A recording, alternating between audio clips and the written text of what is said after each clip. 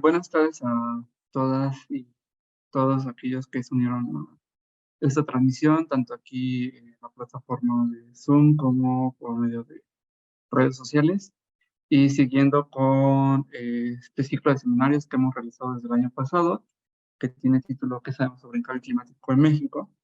Este módulo número 14 está destinado a nuevo reporte que se está impulsando desde el programa de investigación en cambio climático. Como ya les hemos comentado en distintas ocasiones, pues digamos, que el reporte cuenta con eh, distintas áreas, y en esta ocasión quisimos invitar al doctor Guillermo Murra y a la doctora Amparo Martínez para que nos hablen un poco en particular sobre el capítulo que ellos están realizando, ¿no? Y antes de dar pie a sus intervenciones, quisiera leer un poco sobre el trabajo que han hecho ellos. Y bueno, el doctor Guillermo Murray es licenciado en Ciencias Ambientales por la UNAM, tiene una maestría en Biología también por la UNAM y un doctorado en Matemáticas por parte de la Universidad de Exeter en Reino Unido. Cuenta con dos postdoctorados, uno por parte de la misma universidad y otro por la UNAM. Y actualmente es investigador del Instituto de Investigaciones en Ecosistemas y Sustentabilidad por la UNAM en Morelia, donde desarrolla la línea de investigación en moderación socioecológica transescalar. En particular, su investigación se centra en el entendimiento del impacto del cambio climático en el funcionamiento ecosistémico, la seguridad alimentaria y el bienestar humano a escala nacional y global. Pertenece al Sistema Nacional de Investigadores nivel 1 y a distintas redes globales de estudios del cambio climático. Y bueno, es un fanático de la divulgación y la enseñanza en distintos niveles. Y también, para no volver a interrumpir, voy a presentar a la doctora Amparo. Ella es bióloga con estudios de licenciatura y maestría en la UNAM y doctorado en ecología por la Universidad de Barcelona. Sus campos de investigación han estado enfocados en las interacciones entre la atmósfera, biosfera e hidrosfera, así como aquellos que existen entre la ciencia, el medio ambiente y la sociedad. Cuenta con proyectos y publicaciones científicas, tanto académicas como de divulgación, nacionales e internacionales. Durante los últimos 20 años, su trabajo profesional se ha dedicado a la aplicación de la ciencia en la construcción de políticas públicas para la resolución de problemas relacionados con la atmósfera y el cambio climático en el país, y participa en diversos organismos internacionales sobre el cambio climático global. Fue directora del Centro de Ciencias de la Atmósfera de la UNAM del 2009 al 2013 y del Instituto Nacional de Ecología y Cambio Climático del 2013 al 2021. Actualmente es investigadora titular del Instituto de Ciencias de la Atmósfera y Cambio Climático de la UNAM. Y bueno, para no retrasarnos más, pues le doy la palabra al doctor Guillermo. Gracias, Rubén. Un gusto estar otra vez aquí platicando de estas cosas de cambio climático. Y hoy empezar a hablar sobre los motores que están impulsando el cambio climático y en particular cuál es el papel que juega México dentro del contexto global. Voy a compartir mi pantalla. ¿Ya se ve? Sí. Perfecto. Y ahí se ve en grande, ¿verdad? Sí, Bueno, sí. entonces les voy a platicar un poquito de esta contribución que estamos haciendo al capítulo, que se trata de un inventario de los flujos de gases de efecto invernadero en México en las últimas 2 décadas, basado no solo en la política nacional, sino también en lo que está diciendo la ciencia. Entonces, ahorita les cuento un poco de lo que hicimos, pero antes de eso, es para mí muy importante decirles que este es un esfuerzo, pues, de todo el grupo, que aquí se los presento. Somos varias que estamos ahí metidos haciendo un montón de cosas, y que hemos contribuido, que han contribuido con diferentes pedazos de esta historia. Entonces, mucho de lo que voy a venir a platicarles hoy, pues ha sido la contribución de todos. Bueno, nada más para pensar, mucho de esta plática va a ser sobre los balances de los gases de efecto invernadero. Y bueno, a nivel mundial, seguimos emitiendo año con año cada vez más dióxido de carbono, metano, óxido nitroso, componentes de vida corta. Y esta es la última gráfica que está de esta página. Esta página es buenísima, que se llama Our World in Data, que se dedican a sacar datos de un montón de cosas a nivel mundial. Uno puede encontrar de toda clase de cosas, entre ellas emisiones de gases de efecto invernadero. A la izquierda están las emisiones totales y a la derecha está el cambio en las concentraciones de gases de efecto invernadero. Y bueno, como podemos ver, pues va para arriba. Desde los últimos 30 años, esto va para arriba, no ha tenido señal de detenerse, ¿no? La idea de muchos de los acuerdos es quedar en los niveles de 1990, pues bueno, todavía está mucho el patrón de llegar ahí. Y cuando ese es el caso mundial, ¿no? Bueno, ¿qué pasa con México? El caso de México es bien interesante porque veníamos subiendo, y luego está este bajón, yo no acabo de saber si no es un artificio de datos, en realidad esto debería estar aquí. Pero el punto fundamental, sobre todo si vemos los últimos 20 años, es que, bueno, parece que se ha estabilizado las emisiones de gases de efecto invernadero. Aquí todavía no están los datos de la pandemia, pero hay un bajón después con la pandemia y hemos vuelto más o menos a los mismos niveles. También a nivel mundial se está observando el mismo patrón. Lo interesante, bueno, es ver qué va a pasar con México, ¿no? Después. ¿Y de dónde están viniendo estas emisiones para tratar de guiar las opciones de mitigación? Cuando partimos las emisiones totales en los componentes, pues el grueso de lo que estamos viendo, ¿no? Estos 694 teragramos, que son estos 694 que estamos viendo aquí. Aquí está el 600, ¿no? Todavía no llegamos a 700 casi. Y eso es más o menos lo que nos hemos mantenido. 694 teragramos de CO2 equivalente en promedio anual en las últimas 2 décadas. El grueso de esto viene del dióxido de carbono. Yo cuando pienso dióxido de carbono siempre pienso generación de energía, sobre todo transporte. Estos son en especial combustibles fósiles. Ahorita vamos a ver la partición de estas cosas. Un porcentaje que es más o menos equivalente a la cuarta parte viene del metano, que es sobre todo ganadería. Un porcentaje menor equivalente al 5% del óxido nitroso, que es sobre todo agricultura, y otro chiquitito, equivalente al 2%, pues viene de las componentes. Lo interesante, lo que queremos hacer, ¿no? Lo que estamos tratando de hacer es, bueno, pese a eso, pese a que tenemos todos estos datos, hay un montón de incertidumbre en cómo se parte este número grandote, ¿no? Cómo partimos el CO2 en cada uno de sus componentes y cómo reconciliamos las estimaciones que vienen de diferentes lugares, por ejemplo, de los satélites, torres de flujo, los inventarios nacionales. Y esto viene sobre todo de algunos puntos muy importantes. En la investigación reciente, en la política reciente, hay un peso muy desbalanceado a las emisiones. Es evidente, ¿no? Porque eso es lo que tenemos que detener. Todo lo demás es secundario comparado con la necesidad que existe de detener las emisiones para poder mitigar el cambio climático. Pero después de eso, bueno, también hay un peso muy fuerte a dióxido de carbono. También, uno diría, bueno, sí, ese es el que más contamina. Ahora, recientemente ha empezado a haber cada vez más investigación respecto a metano, menos con óxido nitroso, es lo más reciente. Y bueno, algunos componentes de vida corta pues, prácticamente ignorados. Y bueno, estamos tratando de avanzar en nuestro entendimiento de estos flujos de gases. Pero hay todavía problemas en cómo partimos las estimaciones en los subcomponentes que tiene cada una. Y, sobre todo, en muchas de las propuestas nacionales, hace falta incorporar las estimaciones independientes y de repente no coinciden para nada, como les voy a mostrar. Entonces, la idea de lo que queríamos hacer es, bueno, vamos a tratar de reunir toda la información que existe, o la mayor cantidad de información que existe, sobre estos flujos, y vamos a tratar de crear un marco metodológico común para analizarlos y poder compararlos.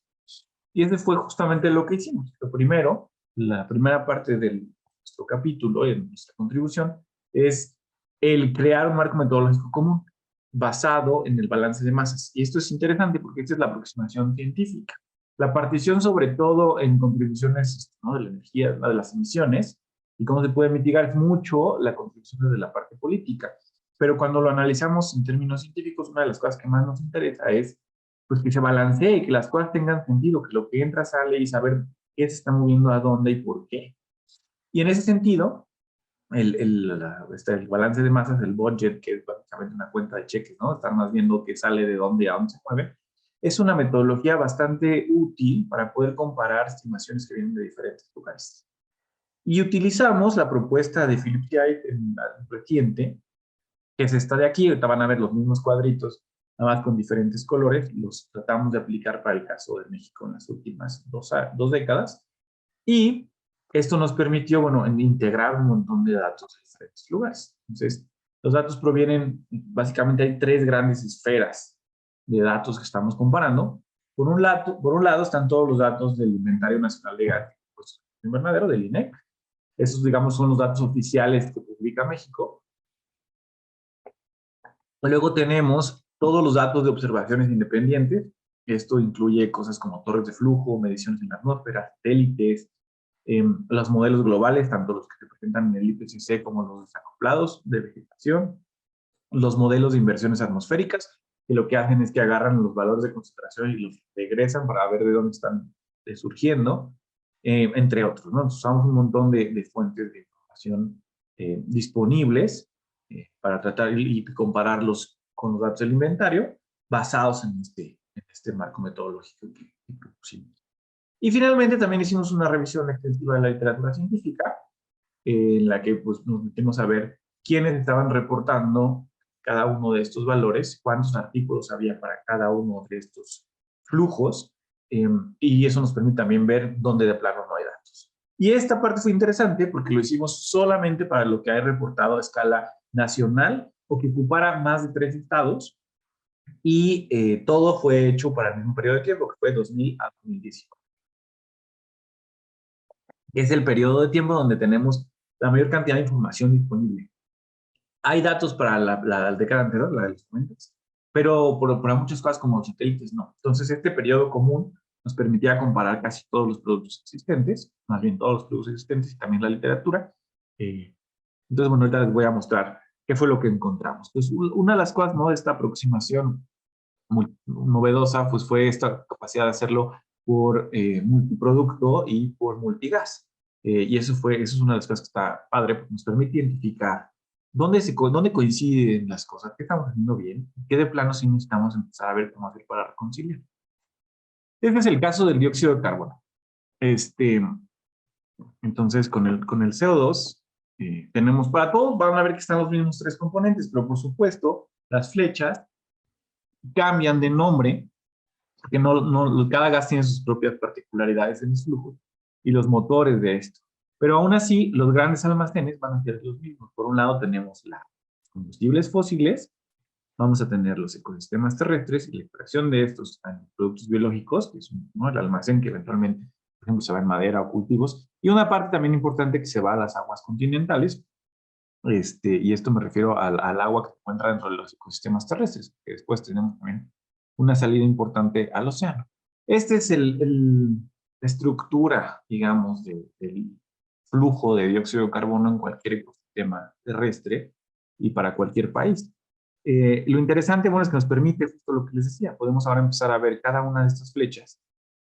¿Qué dice, por ejemplo, el inventario para las emisiones de quema de combustibles fósiles? ¿Qué dicen las emisiones independientes? Y empezar a compararlas y ver dónde están las coincidencias y dónde están las discrepancias. Y nos permite además ver dentro de todas las flechas teóricas del ciclo biogeoquímico del elemento, qué cosas de plano no tenemos medidas, no hay información.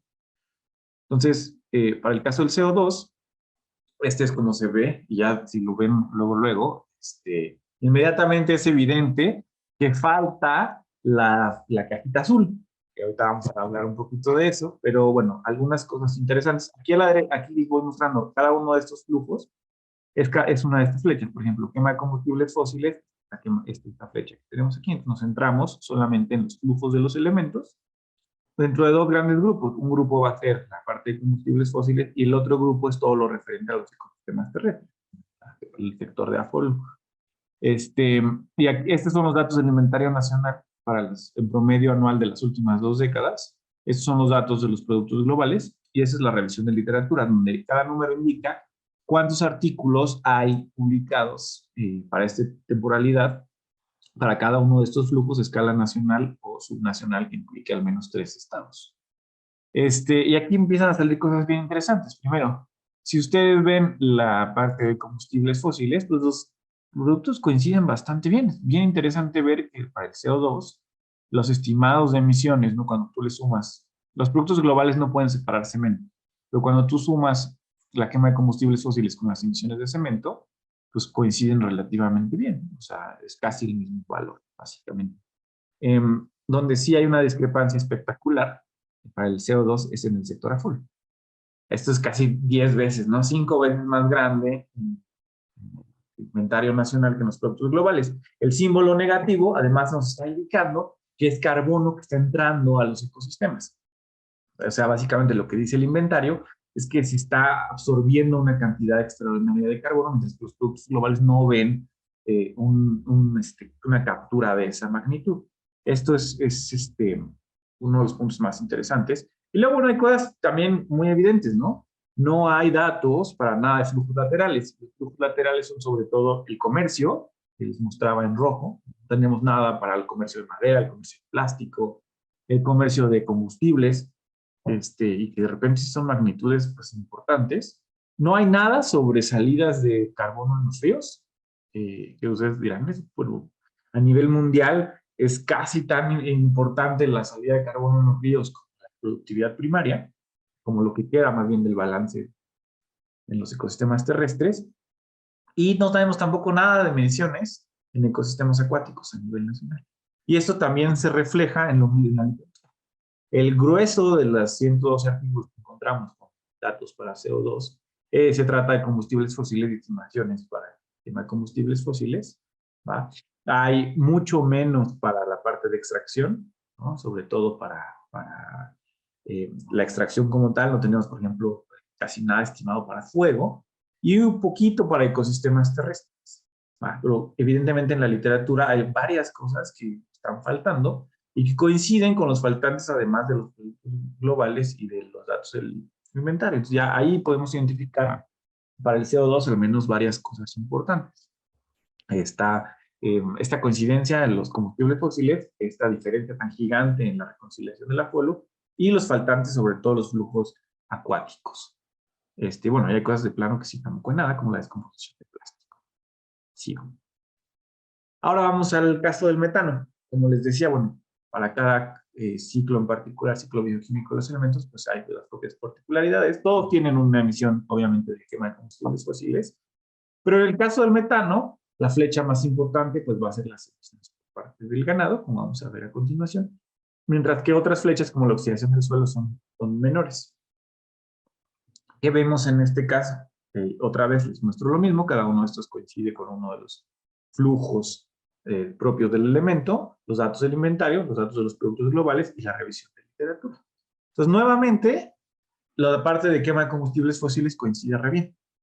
Entonces, esto ya los va diciendo, ¿no? Que en realidad las estimaciones de cuánto se está emitiendo por la quema de combustibles fósiles, plástico y el cemento, coincide muy bien para casi todos los elementos. Ahorita vamos a ver la opción y trozo, pero esto es interesante, quiere decir que lo estamos haciendo bien, quiere decir que hay mucha coincidencia entre todos nuestros productos, y que pues tenemos que seguirlo monitoreando como lo estamos haciendo.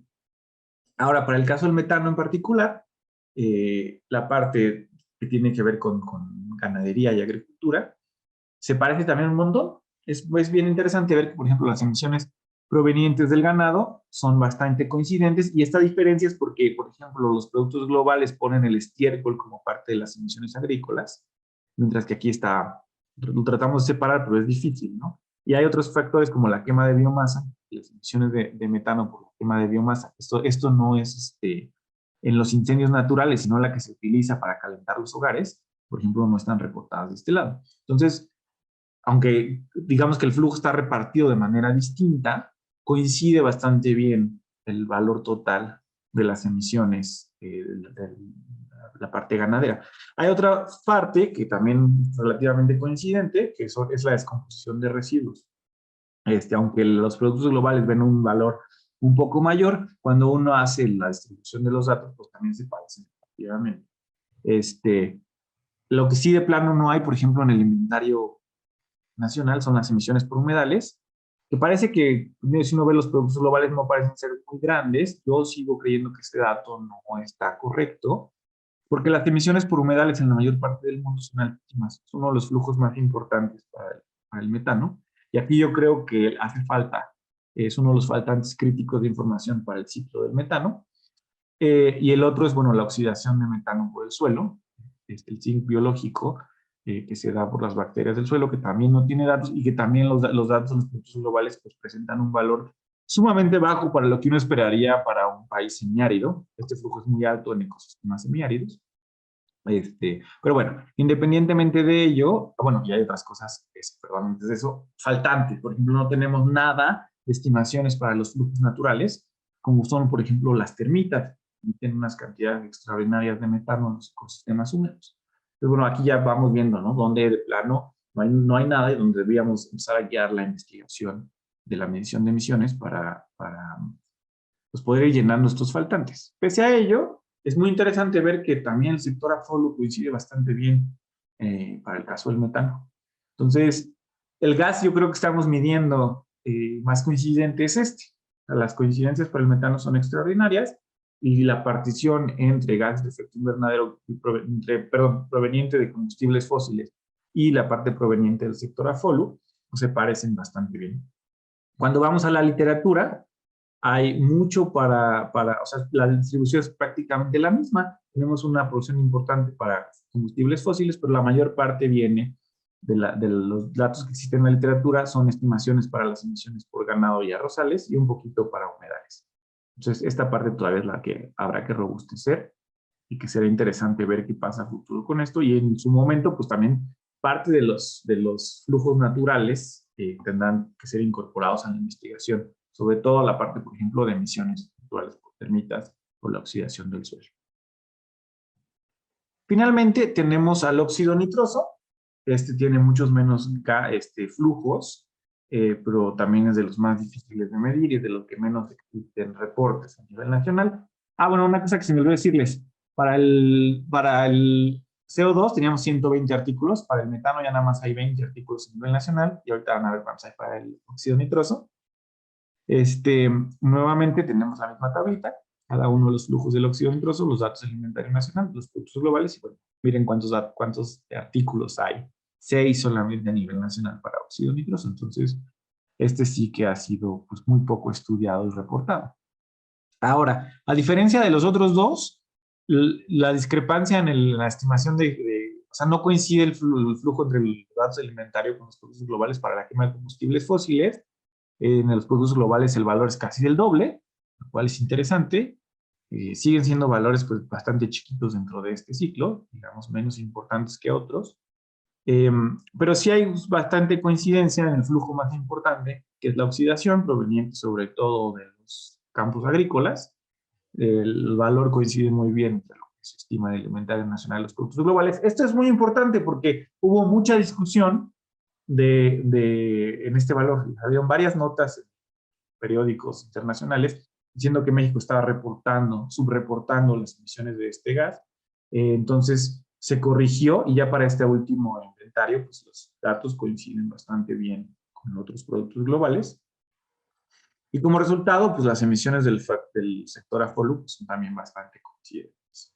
Entonces, realmente para óxido nitroso hay una ligera diferencia solamente en la parte de combustibles fósiles, pero la investigación científica se ha centrado sobre todo en las emisiones de los combustibles fósiles y no tenemos casi nada, o más bien no hay nada para la parte de la extracción de productos biológicos. No tenemos nada de estimaciones de emisiones de óxido nitroso de los cultivos, por ejemplo, de la quema de biomasa, que son dos de los factores más importantes dentro de este.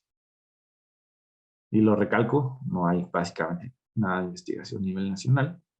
Y bueno, otra vez, un flujo muy importante en este es la gasificación, y no hay absolutamente nada también en ecosistemas acuáticos, ¿no? Mucho del nitrógeno se pierde también en la salida de este gas humedales, y tampoco tenemos nada de información. Bueno, nada más era una breve visión de las cosas que hemos encontrado y qué son cosas en resumen que les puedo decir, ¿no? Las cosas que hay poca incertidumbre hasta ahora y que coinciden bastante bien con las emisiones totales de combustibles fósiles, no tanto para el óxido nitroso, pero aún así no está tan terrible y son además los que están más reportados en la literatura. Entonces, la historia, claro, cambia cuando uno lo empieza a dividir en sectores, ¿no? Pero para el total coincide bastante bien el balance de masa de los diferentes productos. En general, hay coincidencia para todo el ciclo de metano, aunque hay algunos faltantes, como les digo, críticos, como las emisiones de humedales y el zinc del suelo. Y será muy importante seguir empujando la investigación en este ciclo para ver si esta coincidencia no es nada más casualidad yo creo que hay que seguir estimando. Y también hay coincidencia en general para el sector AFOLU de Nedoso, que lo que les decía fue muy criticado, pero parece que ya se resolvió en el último inventario, pero no hay literatura científica prácticamente en ese sentido que nos permita respaldar la coincidencia de los valores. Entonces, aquí sí que hace falta muchísima investigación. ¿Dónde hay incertidumbre? Yo creo que lo más importante de todo es la reconciliación de las estimaciones del carbono almacenado en ecosistemas terrestres. El aforo del CO2, la diferencia que hay entre el inventario nacional y los productos globales es de 130 teragramos. Es mayor que todo el metano y todo el óxido nitroso, la diferencia de estas estimaciones. Y una de las cosas importantes es que no es una cosa solo de México. Ha sido un problema a nivel internacional la diferencia de las estimaciones que provienen de los inventarios de las que están viendo otros productos globales. Hay un artículo muy famoso, es el artículo de Grassi y colaboradores que salió en Science en 2018, que muestran pues, que este es un problema que existe prácticamente en todos los países del mundo y que tiene que ver mucho con cómo definimos las categorías de uso de suelo y de manejo y estas estimaciones. Entonces, bueno, creo que esta es una de las cosas en las que se tiene que hacer un esfuerzo a nivel nacional de ver qué está pasando y cuál es el valor real de captura de carbono en los ecosistemas terrestres. ¿No? Y donde de plano no hay datos, y habrá que hacer un esfuerzo también de incluirlos, es el comercio y todos los flujos laterales. Y eso a lo mejor tiene mucho que ver con que han sido bastante nuevos, han salido en la literatura científica hace 4 o 5 años, y de repente pues si tardamos en incorporarlos y publicarlos y reportarlos para nuestro país. No hay prácticamente datos para ecosistemas acuáticos a nivel nacional. Esto es particularmente preocupante para humedales. Hace falta hacer un esfuerzo de medición de emisiones de gases de efecto invernadero en humedales. Eso es justamente lo que digo aquí, ¿no? La metanogénesis, pero también la desgasificación de óxidos nitrosos y el consumo de metano por el suelo, cosas que nos hacen falta y que los valores que están reportados en los productos globales pues vienen de cosas que la incertidumbre es gigante, porque yo lo personal no les creo mucho, creo que hay que hacer un esfuerzo de medición. Y claramente hay mucha menos literatura para metano y para óxido nitroso. Este último solo tiene 6 trabajos a nivel nacional, donde hace falta pues, que concentremos muchos de los esfuerzos a futuro. Eso es todo. Gracias.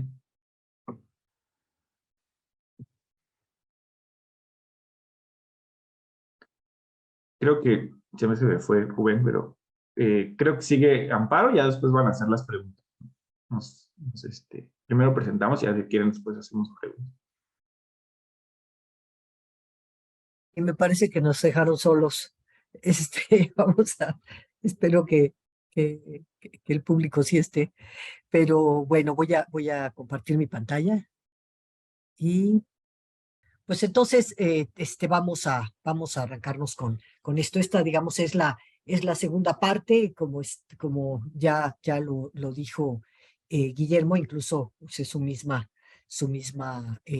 gráfica de presentación, solamente comentando que va a ser sobre, yo me voy a concentrar en carbono negro. Él habló de todos los gases de efecto invernadero que están bien distribuidos, bien mezclados en la atmósfera y que se pueden medir con un cierto tipo de técnicas.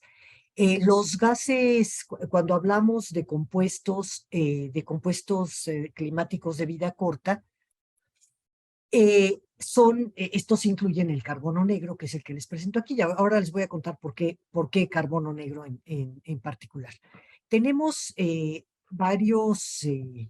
una definición. Por ejemplo, el metano es también un forzante climático de vida corta, pero se incluye dentro de los gases de efecto invernadero por su posibilidad de dilución y de mezcla en el aire mucho más homogénea, que se puede distribuir en otros lados. Los otros tienen efectos muy locales, y ven aquí cómo está ahí puesto los impactos en términos locales, regionales y globales. Bueno, aunque tienen impactos globales porque se dan en muchos sitios al mismo tiempo, no están distribuidos tan uniformemente, entonces se tienen que estudiar localmente. Y eso descubrimos ahora, bueno, ya se los voy a decir los resultados, no se los voy a adelantar, pero que es algo que necesitamos hacer aquí. Estos contaminantes climáticos de vida corta tienen, en general son fuentes antropogénicas, no todos, pero por ejemplo ven el ozono troposférico que tiene precursores, hay algo se me atoró, que tiene precursores y se forma de manera secundaria, no es primario. Están todos los hidrofluorocarbonos que, bueno, de acuerdo al compuesto tienen más o menos vida, pero que lo que tienen en común es que tienen una capacidad calorífica muy alta, la capacidad de atrapar calor, o sea, tienen una actividad climática. Y entonces estos fueron introducidos, yo se los comenté alguna vez cuando hablábamos de estos contaminantes en particular, aquí en el PINC, en la Ley General de Cambio Climático desde hace muchos años, sobre todo a insistencia del doctor Mario Molina, porque ya se veía que eran unos compuestos que están presentes en la atmósfera, sobre todo en los países en desarrollo, que son muy fáciles de controlar, de reducir, y es pues relativamente barato, comparativamente barato. Entonces, aunque nuestro centro, como ya lo vieron claramente con lo comentó Guillermo, debe ser el dióxido de carbono, sí, estos tienen posibilidades en el corto plazo de ayudar a frenar, o sea, pueden servir como frenos y en todos lados lo hacemos mientras se va terminando, o a la vez, a la par que vamos terminando con las emisiones de dióxido de carbono.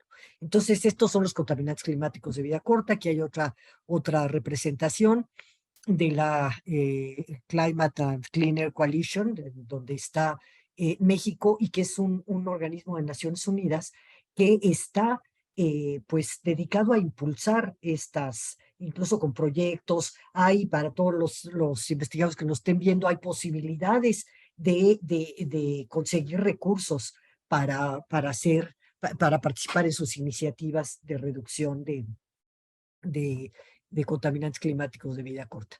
Entonces, esto es importante porque sobre todo ahora, aunque no estaban incluidos entre los gases obligatorios por la convención, México lo metió como algo voluntario para reducir, y esto junto con otros países que han ido existiendo, por ejemplo, los países que están cerca de los polos del Ártico y del Antártico, están muy preocupados por esto, porque allí llega el carbono negro y aumenta con la capacidad calorífica y de absorción que tiene, hace que el derretimiento se acelere.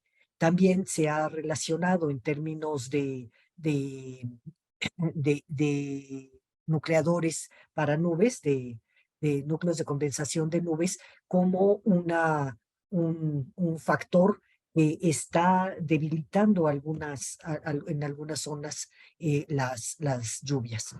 Esto aquí están el metano, los hidrofluorocarbonos, ahí está por los impactos que pueden tener, pero en nuestros países el carbono negro y el ozono también, el ozono troposférico, que está afectando mucho a los cultivos que están cerca de las ciudades y a las áreas naturales protegidas, eh, tiene un impacto muy alto en la salud. De hecho, la Organización Mundial de la Salud tiene en América Latina el cuarto lugar de muerte, de causales de muerte y de muertes prematuras a los contaminantes atmosféricos en general. Y en estos es muy importante, y ahora verán por qué, el carbono negro. Entonces, el carbono negro se va a la atmósfera por una serie de procesos mal hechos, de quema de combustibles, pues incompleta.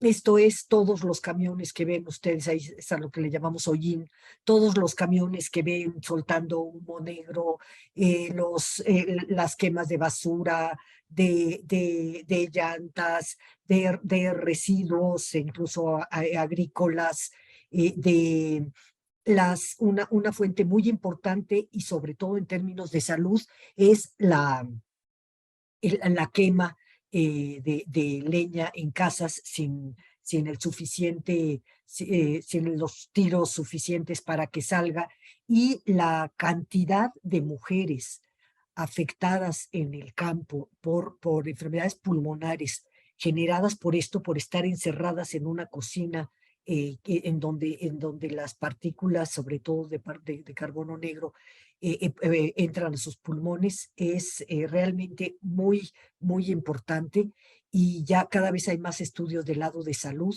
que indican esto. El carbono negro, que aquí está en el dibujo que están viendo, ese es un pelo humano, un pelo de cualquiera. Y está ahí qué tamaño tendrían los PM10 o los que se ven ahí más abajo, y los PM2.5, que es en donde se incluye el carbono negro. Miren qué tamaño tiene, o sea, ese puede entrar perfectamente y penetrar hasta el fondo de los alvéolos, en los pulmones, todas las vías respiratorias superiores, puede entrar perfectamente, y eso es lo que lo hace tan peligroso. Pero también ataca, bueno, no ataca, no ataca a nadie, sino que tiene un impacto en los ecosistemas. En algunos impide su funcionamiento, impide que les llegue la luz porque se cubren de carbono negro. Por no hablar de la infraestructura en todas las ciudades que hemos visto, como sobre todo en los centros de las ciudades, cómo se mete en los edificios y en la infraestructura, generando distintos problemas. En términos mundiales todavía, digamos que el carbono negro tiene un impacto en el clima mucho más alto que, hablando de las moléculas solas de CO2, en términos de la capacidad calorífica que tienen. Si estuvieran tan bien distribuidos, sería tremendo.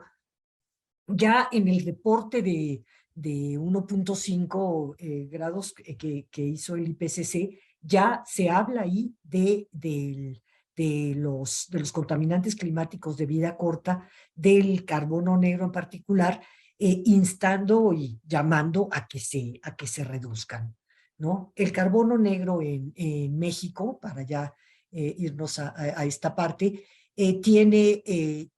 ha tenido una distribución como la ven ustedes, pero con una gran incertidumbre, porque se hace como pues por diferentes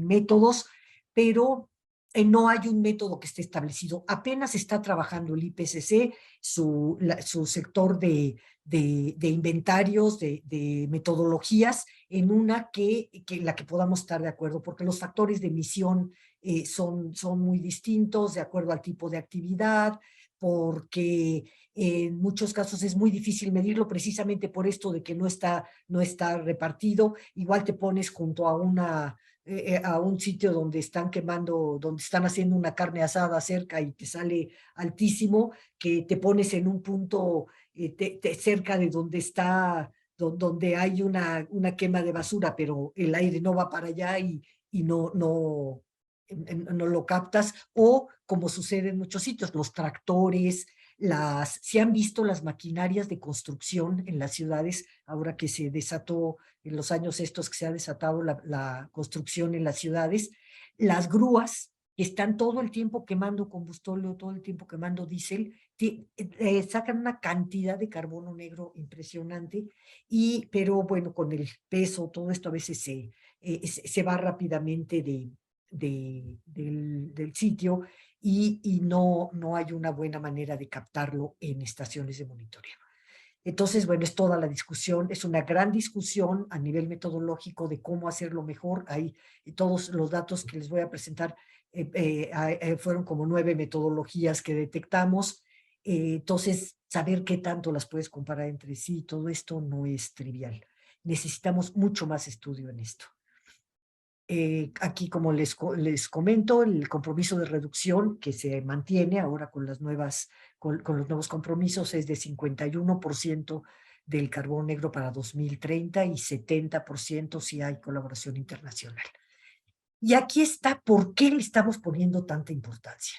Porque se ha descubierto, y esto tomé directamente de la CCAC, de la Coalición de Clima y Limpio. Esto es un trabajo, si no mal recuerdo, de Ramanathan y de muchos otros autores, pero en donde han modelado el que sí se reduce, bueno, si todo sigue igual, en términos de emisiones y todo esto con un escenario, con un escenario de business as usual, o si todo sigue igual, pues pasaríamos los 3 grados. Si solamente reducimos CO2, pues andamos por ahí cerca.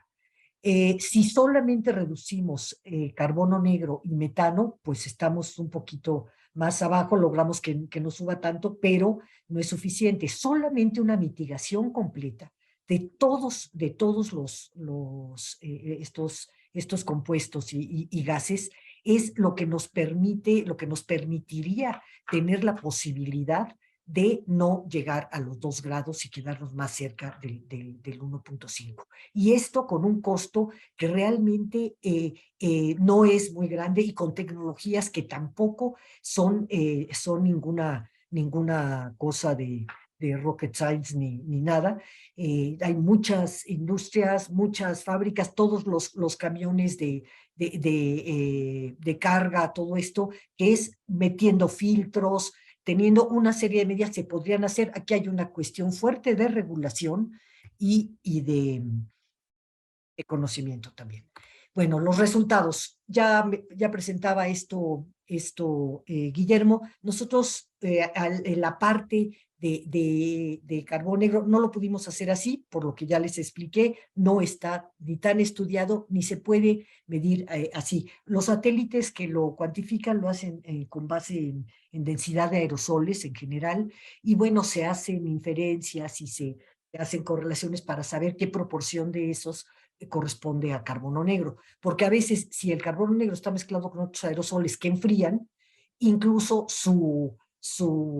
no, por el impacto no se puede saber, porque puede ser que la mezcla no sea, vaya más por los aerosoles que enfrían. Aquí es de las conclusiones que sacamos para el reporte, y aquí es muy importante decirles, de un reporte, estamos viendo, ya hay artículos que van saliendo por distintos lados, hay datos oficiales, hay datos internacionales, globales, de donde se pueden sacar información para México, pero queríamos saber la ciencia en México, ¿qué sabe de esto? ¿Qué estamos haciendo? ¿Dónde nos faltaría meternos? ¿Qué no estamos haciendo nosotros? ¿Qué tenemos que sacar por default en otros pues, en plataformas internacionales y todo esto porque no tenemos el dato preciso?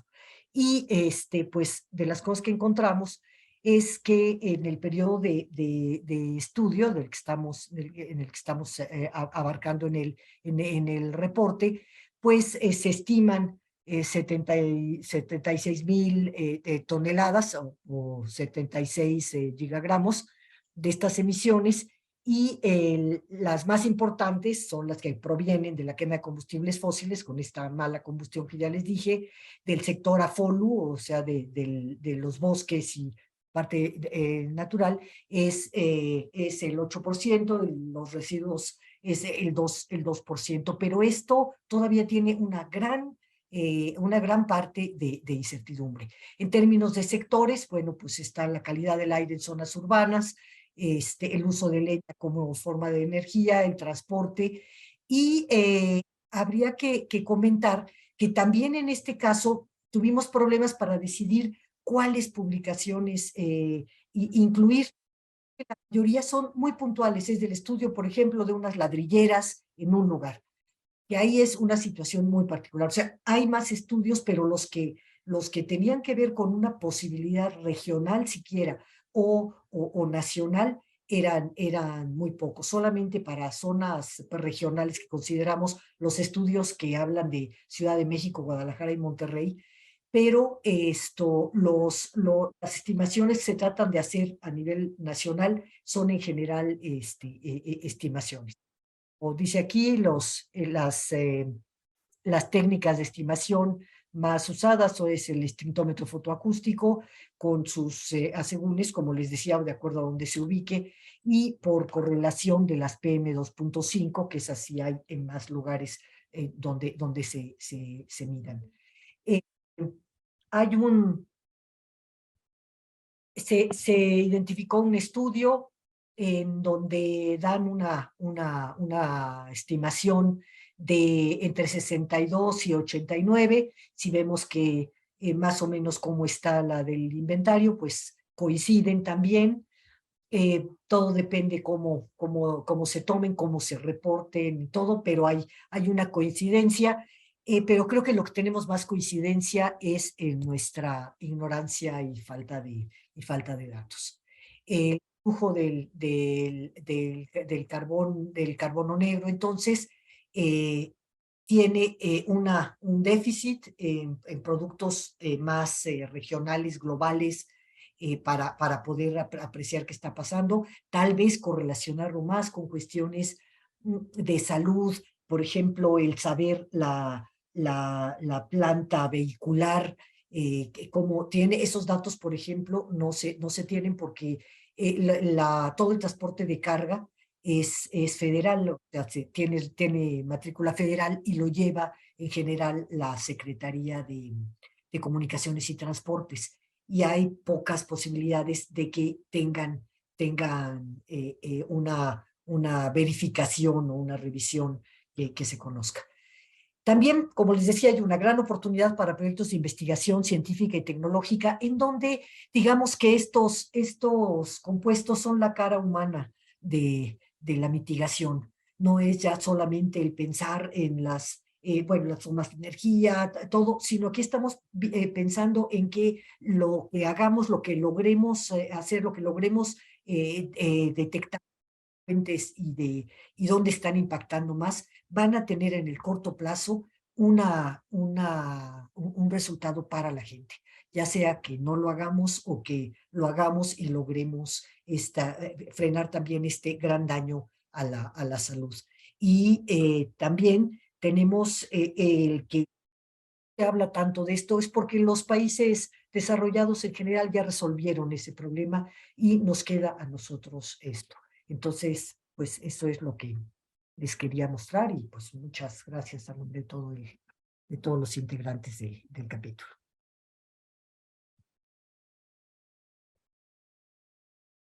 Ya está, ya están por ahí Darío o Francisco o alguien. Hola, hola, Hola, aquí hola. llegando tarde, pero llegando. Hola, Muchísimas Francisco. gracias. Amparo, Guillermo, ¿qué tal? ¿Cómo estamos? Oigan, pues muchísimas gracias por darnos esta visión panorámica sobre el tema de las emisiones de gases y compuestos de efecto invernadero en México. Y pues tenemos unos 10 minutos para preguntas, más o menos. Pues a mí me gustaría empezar yo creo que es la pregunta obligada, ¿no? Por el momento en el que estamos tan especial.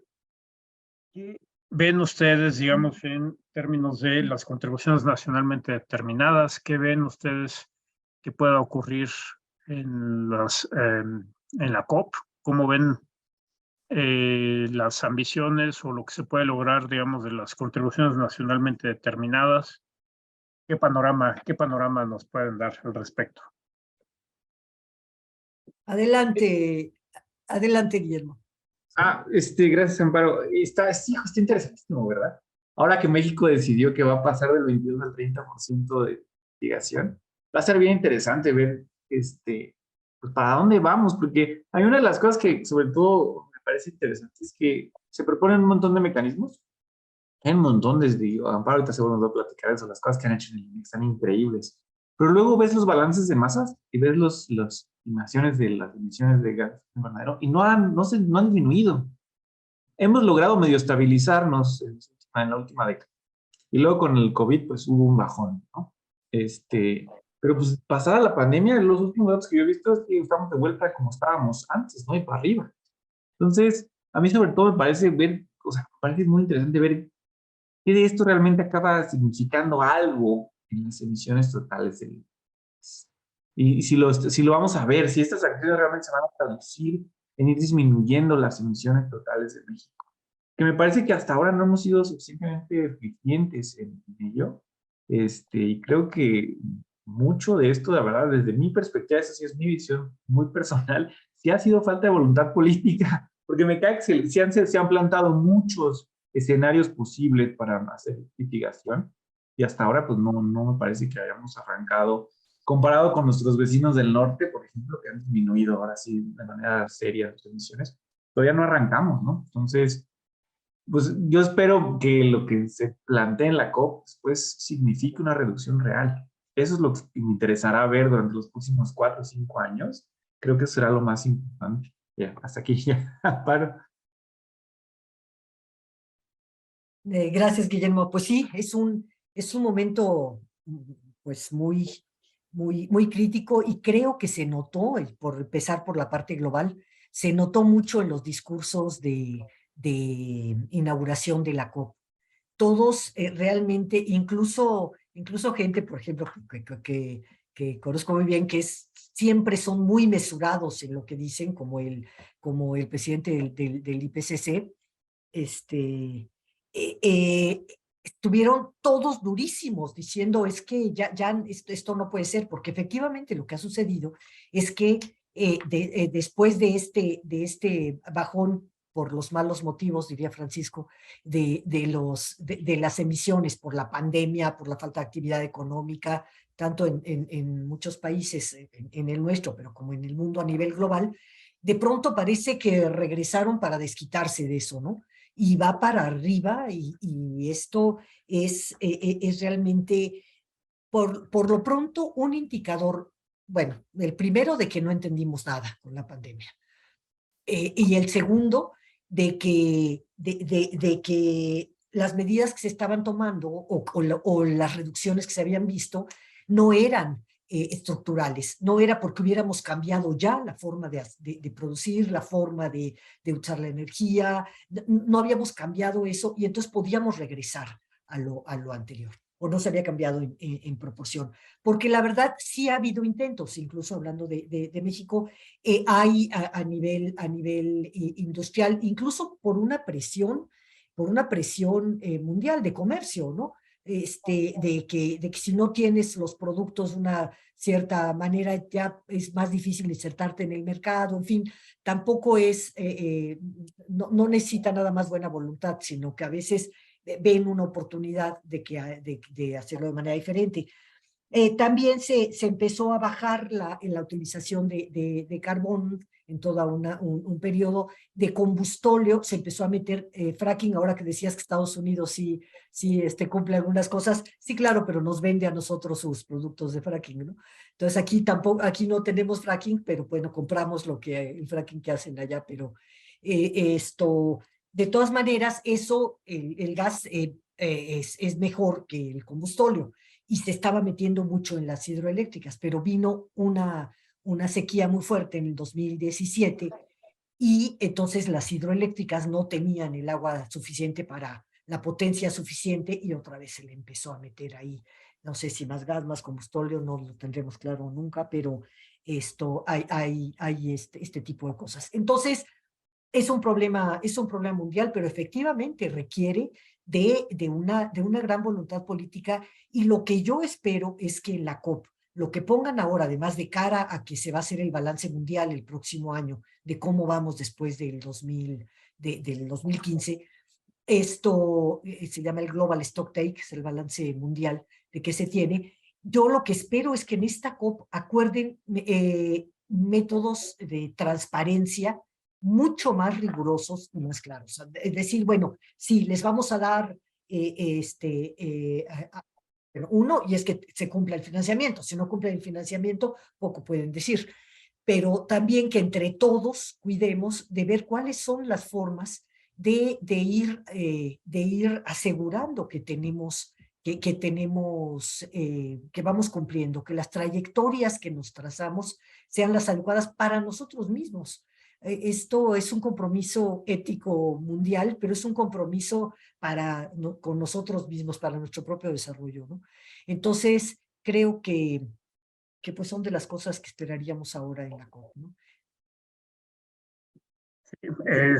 Bueno, ¿Puedo agregar una cosa nada más rápida? Adelante, Memo. Una de las Claro, cosas sí. también es que la anterior en Glasgow fue un fracaso total. La decepción que fue la copa anterior, yo creo que también nos plantea de que no podíamos seguir tampoco términos científicos hablando con el mismo tono así suave, ¿no? Sí ha sido muy impresionante los nuevos discursos. Yo también coincido con Amparo que ha sido muy distinto el tono. Y yo creo que mucho viene de que eso, pasó el COVID y vamos para abajo y todo. Y dijeron, bueno, tan mal, la COP de Glasgow fue como decir. Y entonces ahora rebotamos y pues sí, ¿saben qué? No estamos haciendo nada, no está cambiando el sistema en lo más mínimo. Hemos vuelto al carbón mineral, estamos otra vez emitiendo lo loco y necesitamos empezar a pensar seriamente hacia dónde va esto. Sí, bueno, y ahí, bueno, queda la cosa de qué va a pasar con todo esto que está ocurriendo con la invasión de Rusia a Ucrania y el surtir de gas o no a Europa, y a qué fuentes nos vamos digamos, a encomendar, ¿no? Vamos a regresar a los combustibles fósiles más sucios, o esto puede ser una manera de migrar a energías renovables. Por lo que he visto, hay un debate enorme, ¿no? No sé qué opinan al respecto, pero parece que hay digamos, También se estamos en un está hablando momento, mucho de la nuclear, ¿eh? sí, que, Eso. ¿no? Pero ahorita estamos en un momento súper de una gran incertidumbre, ¿no? O sea, si, como dice Memo, en la 26 no pasó nada, ahora, ¿cómo la ven ustedes con todo pues el contexto, ¿no? El contexto del COVID, el contexto de la guerra, el contexto de la inflación a nivel mundial. Es un poco lo que estaba mencionando Amparo, a lo mejor estamos logrando reducciones, pero por los motivos equivocados. Deberíamos estarnos fijando en vez de las emisiones, más bien en la eficiencia energética o la intensidad del carbono o algún otro tipo de métricas, ¿no? ¿Cómo ven? Siempre es la discusión, ¿no? El per cápita contra el total nacional, ¿no? También. Y está complicado. Lo de la energía nuclear me parece increíble. Que Alemania, por ejemplo, ha decidido dejar de tener energía nuclear, más porque nunca entendí las razones, ¿no? Ustedes saben por qué demonios Alemania decidió dejar de tener energía nuclear. Pero bueno, ahora están pagando las consecuencias teniendo que emitir unas cantidades brutales, ¿no? Proveniente de carbón y de gas. Entonces, yo sí creo que por ahí va la cosa. La sustitución energética, por un lado, creo que sí va a ser mucho de lo que vamos a ver en los próximos 10, 15 años. Y sí creo que la nuclear, pues ya estaban también diciendo esto, a lo mejor son delirios, pero la fusión nuclear estaba cada día más cerca y yo tengo la esperanza de que la veamos a lo mejor en la próxima década y que sí resulte una sustitución real. Porque hay otras cosas que a mí, por ejemplo, no me convencen. Los coches eléctricos no me acaban de convencer. Cuando haces o sea, cuando ves más las emisiones de uso, claro, pero cuando haces el análisis de ciclo de vida completo, acabas haciendo lo mismo. Acabas moviéndole a un lado para echarla al otro. Entonces, bueno, sí será interesante ver lo que pasa en la próxima década con el cambio en energía. Sobre todo en energía me parece que será fundamental. Sí, Yo creo que hay varias cosas que se tienen que hacer al mismo tiempo, que no hay una solución, y no hay ninguna energía renovable que pueda aguantar el dispendio que hacemos de luz y de energía. O sea, no podemos pensar que vamos a meternos a una energía si seguimos con ineficiencia energética. Hasta para esa tenemos que aumentar la eficiencia energética, y además eso no va a ser para que estén todos los foquitos prendidos de Tokio o todos los aparadores. O sea, tenemos que aprender a vivir también de otra forma.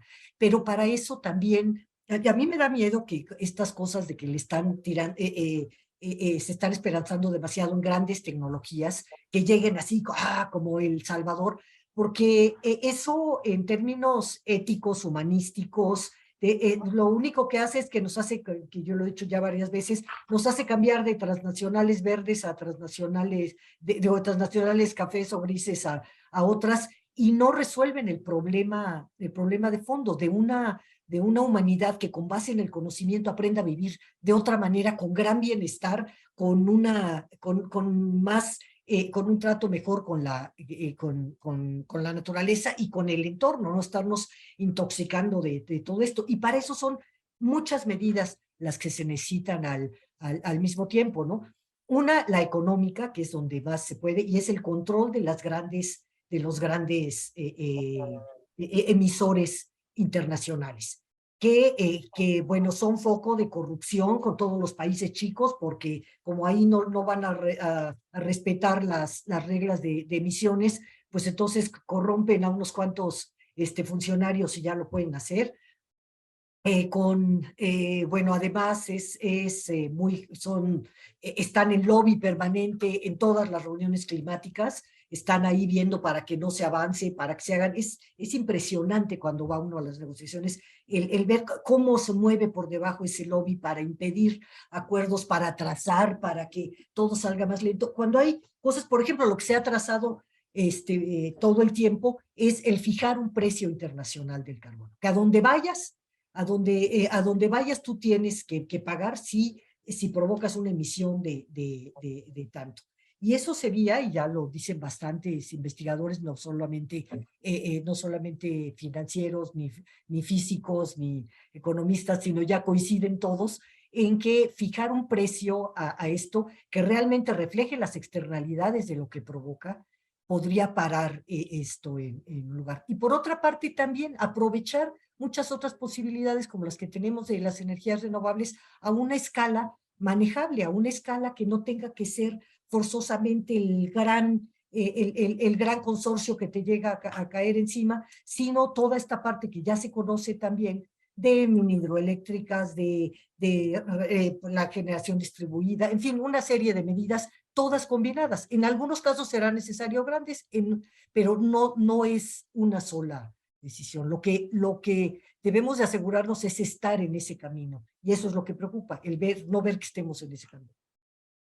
Eso, ¿no? Y sumarle también las soluciones basadas en la naturaleza, ¿no? Entonces, es cambiar la relación humana con el medio, pues, en muchos aspectos. Y finalmente, pues Totalmente. también las soluciones basadas en la propia moral, que también creo que es algo que a lo mejor como científicos nunca nos gusta discutir o no está tan bien, pero bueno, cada vez están más metidos, por ejemplo, los asuntos de dieta, que también creo que han sido interesantes, ¿no? Toda la discusión de las emisiones de ganado, por ejemplo, y de que vienen simplemente de querer comer carne de res. Ahí también ha habido cosas también padres. Entonces, creo que sí es una mezcla. Bueno, y toda la parte de la obsolescencia programada, de la que hablamos el otro día, que es realmente inmoral, ¿no? Eso se debería de ya por legislación, porque estamos produciendo una cantidad de basura que no podemos manejar, Sí. y es solamente por una idea de ganancias desmedidas que no se acaben nunca, que cada vez, y es absurdo, estamos llenando de basura el planeta y nada más por una cuestión de que todo se tiene que acabar pronto para que compres algo nuevo, ¿no? Y ya nos estamos pasando de la Sí, Pues y sí, los plásticos. Y nos faltó hablar de los plásticos también. que son no, parte pues, de pues sí, si quieren, terminamos con una ronda breve, ¿no? Tengo un par de preguntas aquí y las junto y con eso terminamos. ¿Qué les parece? Va. Básicamente, las preguntas que hay en el chat vienen bueno, en un sentido que es la de, ok, ustedes nos acaban de mostrar que hay unos huecos de información muy importantes. ¿Cómo le hacemos o qué tendría que cambiar? ¿Cómo tendríamos que hacerle para poder llenar estos, ¿no? Esto puede ir desde la política más elevada, científica en México hasta cuestiones prácticas de las universidades y de los centros de investigación, ¿no? Y la otra, bueno, la otra viene directamente para Amparo, pero yo creo que pues los dos, ¿no? Nos dicen, bueno, hay impactos en la salud del carbono negro. Sería una buena medida después de la pandemia continuar con el uso de cubrebocas en términos de salud. Y bueno, ahí se las dejo. Si quieres, yo contesto la primera y Amparo conteste la segunda.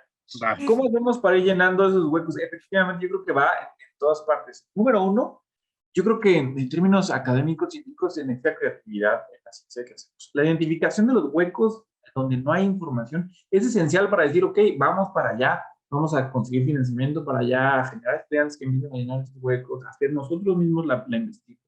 Y creo que esa parte hace falta un montón. En carbono en México, por ejemplo, hay un montón de investigación en mediciones de biomasa. Es impresionante cuánta gente va a medir biomasa, mientras hay un montón de otras cosas que no es. Claro, es lo más fácil y es lo más barato.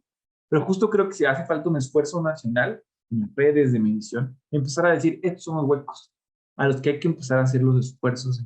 Eso, por ejemplo, están haciendo los de Estados Unidos. Es decir, estas son las cosas en las que no sabemos, vamos a dirigir mucho del financiamiento hacia allá, vamos a dirigir la investigación para allá. Me parece que en México de repente nos falta una visión nacional de hacia dónde dirigir la ciencia, dejar de estar haciendo una y otra vez el carbono del ecosistema de no sé dónde y ir a medir los arbolitos otra vez. Y esto es, o sea, hijo, es una crítica que a mucha gente a lo mejor no le va a pasar, pero por ejemplo, el programa mexicano de carbono, tú lees las cosas y de repente dices, oigan, están haciendo falta un montón de otras cosas. Es momento de empezar a empujar las ciencias hacia otros lugares. No podemos seguir solamente midiendo biomasa o suelo una y otra vez cuando sabemos que no hay nada para humedales, por ejemplo. Y hay bien poquita gente en México trabajando en humedales. En fin, solo algunas cosas, ¿no? Plásticos, por ejemplo, también. Hay bien poquita información para plástico. Que son cosas que no son tan difíciles, solo hace falta como eso, salirse un poco de la zona de confort y animarse a medir cosas que nadie más está midiendo, y echarle poco. Esa es mi visión muy personal. Y muy difícil eso de pedirle a alguien que le eche coco, como que... No, pero hay algo que creo que es fundamental. Espérenme que ya se me va a acabar la batería. Que hay algo que creo que es fundamental. Bueno, yo estoy totalmente de acuerdo con lo que decía Guillermo, y yo creo que tenemos que sacudirnos los investigadores un poco, ir de la zona de confort, como dice Guillermo, pero además trabajar de manera diferente. Creo que, por ejemplo, lo que estamos haciendo, este mismo reporte, el PRONACE que estamos haciendo de cambio climático para ciudades, y muchas otras medidas, no solamente nosotros, hay mucha gente tratando, intentándolo, pero todavía no logramos resolverlo. Voy a hacer comerciales, pero creo que si logramos integrar cosas, por ejemplo, lo que está haciendo el PINC con el Data PINC, de tener todos los datos para que no los proyectos nos gastemos la mitad del tiempo y del dinero buscando datos que ya existen, que están dispersos, que estén bien puestos. Lo que se está haciendo en atmósfera, de tener la red de observatorios atmosféricos, de que haya también cuestiones meteorológicas en todos lados, en muchos sitios, en el CICES, en el CINVESTAB, en muchas universidades locales, tienen sistemas de monitoreo de sus regiones o más amplias, las que son de nivel del mar, las redes de mareas rojas, todo esto, y hemos sido incapaces a lo largo de los años de integrarlas, de cumplirlas, básicamente por falta de continuidad, otra por falta de dinero, pero mucho por la falta de investigadores que estén metidos en proyectos más grandes a donde vayan contribuyendo poco a poco. Puede estar haciendo una investigación particular en un momento, pero saben que hay un cúmulo de datos y de cosas que se necesitan, y si las meten en sus proyectos en un cierto momento, van contribuyendo a ello. Yo creo que ahí sí nos tenemos que replantear de cómo hacerlo. Y también me parece muy importante esto de impulsar la ciencia ciudadana. De ninguna manera estoy diciendo que sea una cosa que vaya a sustituir, ni mucho menos, pero esto que aumente además la cultura de la gente, de cómo hacer las cosas, en qué se tiene que fijar. Para la biodiversidad ha sido fundamental. ¿Quién va a saber si ya no ven esos bichos ahí, más que la gente que los veía a diario, que ahora ya no los ve? O sea, ¿quién lo va a saber mejor? Con un muestreo no lo vas a lograr. Hay cosas para las que se podrá, cosas para las que no, pero ubicarlo y realmente tratar de hacer nuestra actividad de una forma más integral y de aumentar la cultura científica en el país para que pueda haber una participación mucho más informada y mucho más fuerte. Y ya se me olvidó cuál fue la pregunta que me hicieron. Una red ciudadana de monitoreo de carbono negro estaría bueno. Digo, con que le tomen foto, lo vean y lo anoten. ¿No? Oye, imagínate, en Monterrey, cada carne asada que hicieran nos mandarían dinero. Pero lo de la salud, que El cubrebocas, continuar el con el uso. cubrebocas. Bueno, pues yo sí soy partidaria, sobre todo en sitios donde hay mucha aglomeración. Todos hemos notado que nos ha dado menos gripes cuando tenemos esto, pero esa no es la solución. Digamos, es un paliativo, pero tenemos que trabajar mucho por limpiar el ambiente y por hacer otras cosas.